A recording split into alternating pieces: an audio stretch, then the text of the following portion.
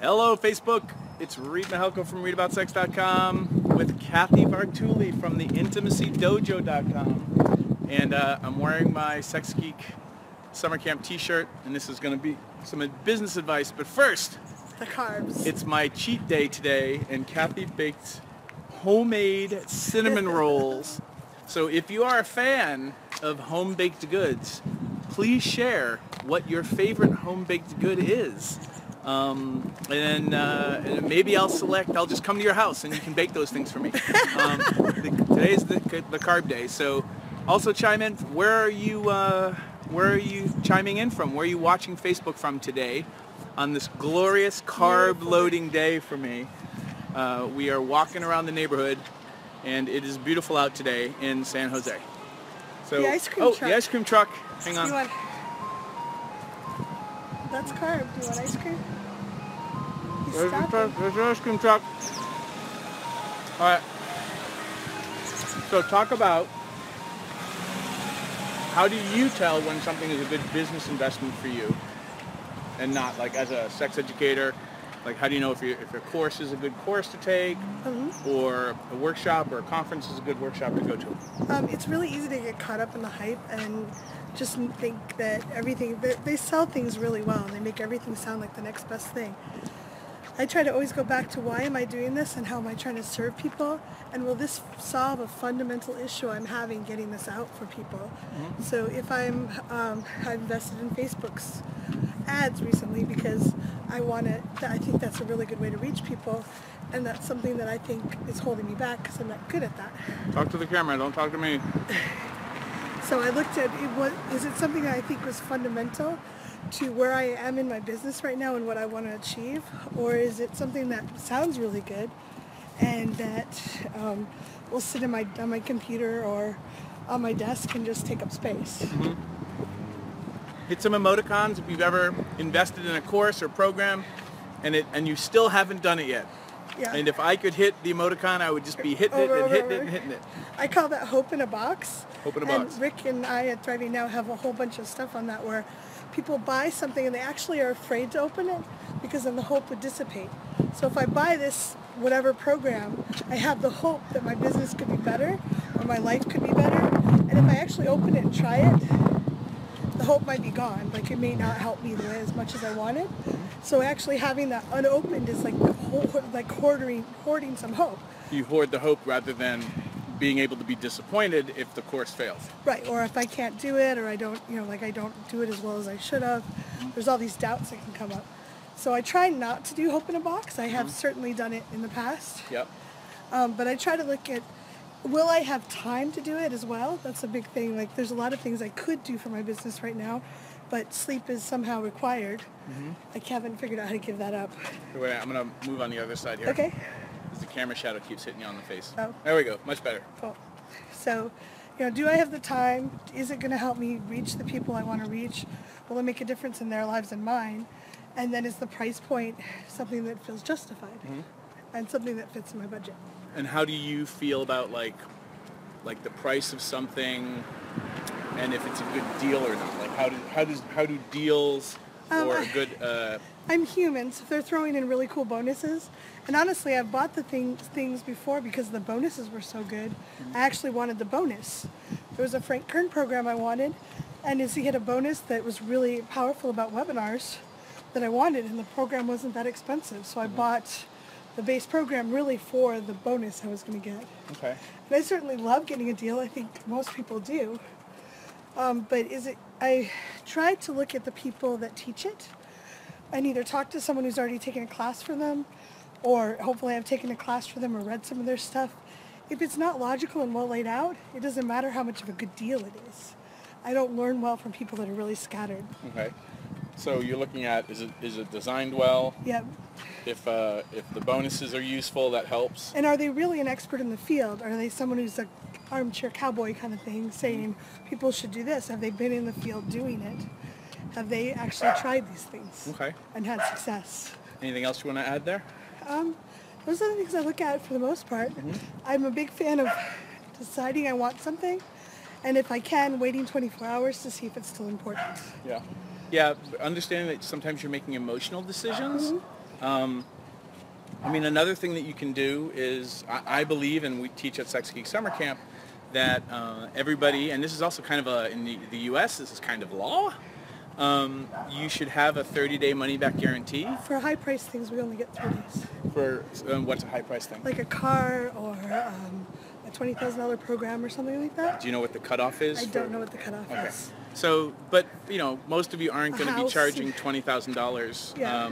for a But no, I just wanted program. to say that it's not always 30 days. Yeah. So you've got a 30-day money-back guarantee for like camp is $497 for the 5-day business retreat, and you've got 30 days to change your mind. With any of my online courses, there's a 30-day money-back guarantee because I want you to be able to test drive the course and see if it's a good fit for you. Yeah. But the note of understand when you're making an emotional buying choice and waiting 24 hours, Yeah. or if you really like want to just like enjoy the emotion, only buy things that have a 30-day money-back guarantee. If you're someone who returns stuff, Yeah. 95% of people won't return things. So, or they forget, or it's past the 30 days or whatever. So if you're someone who do that, put a date in your calendar and try it out. Yeah. Yeah, and that reminds me, I've got to cancel my eFax subscription because I keep forgetting and they keep charging me $15. Yeah. But, you know, those little things add up, and this is more of the advice for you to understand and be able to figure out when you're going to invest in a course that you win, Yeah. that you actually do the course and implement the information. This is also a design situation for those of us who design online courses. Yeah. You want to be able to design your courses so that people actually do them and actually change their lives. And we're, hello doggies. But you want to build your courses so that people are implementing the things that they're doing. You should get a shot of those flowers. And you want this to be able to, you know, also bounce back on you so that you can, here we go, we're going to get some flowers there. Look at the cherry blossoms. But you want to design your courses, one, so that people do them, but you want to leverage yourself as somebody who does courses or takes a training or workshop. What can you do to implement? Cathy and I went to a business summit recently, so we're going to sit down in a little bit outside and just go over our notes and figure out what was it from the traffic and conversion summit that we want to implement in our businesses around marketing. And I kept a few pages at the back of my notebook where when either or both of us were really inspired by something, I'd write it down. And it wasn't everything, it was just something that we thought could really take action. And we're going to review them and figure which ones we want to take action on now. So if you know you're somebody who, when you buy things, you never return them, that you have a tendency to keep the hope in the box, then if you don't ever do programs and you're not going to return them if you test drive them, then maybe you shouldn't be buying any programs because they're not a good investment, because you're actually not going to fulfill on them. Yes. One of the things you can do is leverage your peers and your community to get courses done to implement things. So I come down to San Jose, mostly to bug Cathy, but for us to implement things that we're working on. Who can be your accountability buddy or your co-work buddy for implementing a particular program? One of the things that we do at Sex Geek Summer Camp is part of the big bonus and benefit of camp. Because you get to meet all these awesome people. Yeah, you get to meet all these awesome people and form friendships with people so that you can continue learning and applying and not feel so alone with all the tools and tricks and stuff that you need to implement in your business to grow your business. Yeah, and one way I found, like if I get really busy and it's hard for me to... I'm going to get on the other side now. Oh, because of the sun. Yeah. If I'm having trouble getting through a program, I might look and see if someone else bought it and we can get together for the weekend and just like watch it and get it done. And then I have someone to say, oh, you're on Facebook looking at cats now. Come on, we got to watch videos. And that can be something that you do where you Skype in together if you're remote and you just leave the Skype thing on as you watch videos together. And you can anchor it. Yeah. We'll watch an hour and then we'll like, hey, what did you get out of that? Anchor it. If there's a Facebook group for the particular program, Yeah, you can ask. be active in the program and ask, who is also doing the program right now and wants to join me. I'm on week 2. Who wants to join me? You can be the person, Heather Elizabeth in Canada. Yeah, hey, Ellen. For Sex Geek Summer Camp. Heather signs on to the Sex Geek Summer Camp secret Facebook group every Friday. She's amazing. And basically does a Friday roll call. And Who's accomplished what's going on. And that keeps Heather in her own game in playing and being accountable, and is also supporting. So for some of you,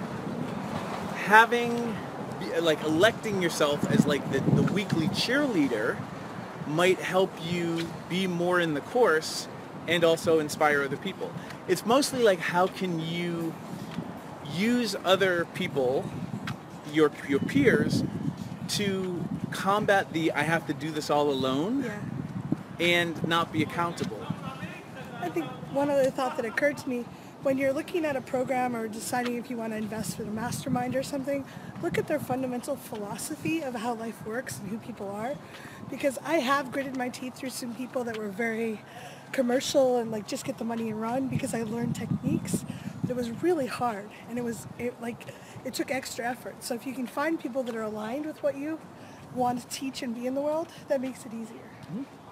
If any of the stuff that we're sharing is useful to you, I'm going to say come to camp. Yes. Whether you identify as a sex educator, as long as you're under the umbrella of sex positive, some sort of entrepreneur, workshop leader, teacher, whether you're a social worker or a therapist, whether you're a tantra teacher, you could be a yoga instructor that does relationship coaching. If you fall under that umbrella of sex positive entrepreneur who's helping people around relationships and intimacy and sexuality, you can go to sexgeeksummercamp.com for free videos, or if you want to register for camp right away and check out more of the FAQ, go to readaboutsex.com/camp FAQ.